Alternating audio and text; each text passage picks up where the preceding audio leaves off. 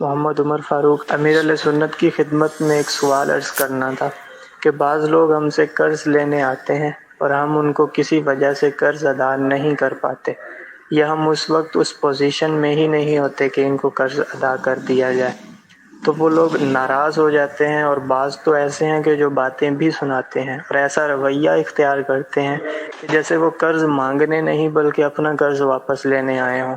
تو امیر علیہ سنت، آپ ان لوگوں کو کیا فرمائیں گے؟ قرض مانگنے کے لیے جو آتا ہے عام طور پہ خوشامد کرتا ہے، البتہ کوئی بہت فری ہو اور وہ آپ سے قرض مانگے اور آپ منع کریں اور وہ باتیں سنائیں، الشاذ کالمعدوم، یعنی جو بہت کم ہو وہ نہ ہونے کے برابر ہے۔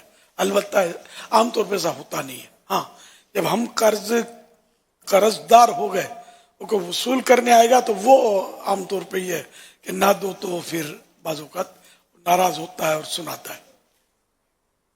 اگر پھر بھی اگر کوئی قرض بھی آپ سے مانگتا ہے اور آپ کے متھے بھی لگتا ہے تو یہ آپ کا کوئی فری دوست ہوگا، قرضہ دے دیں۔ اگر نہ دینا چاہیں یا دے نہیں پاتے تو معذرت کرنے، وہ اس کا حل کیا ہے؟ وہ اگر کچھ الٹا سیدھا بولتا ہے تو آپ سن لیں، اسی وقت کیا حل ہے؟ صبر کریں گے، آپ جوابی کاروائی نہیں کریں گے تو بول بول کے چلا جائے گا وہ۔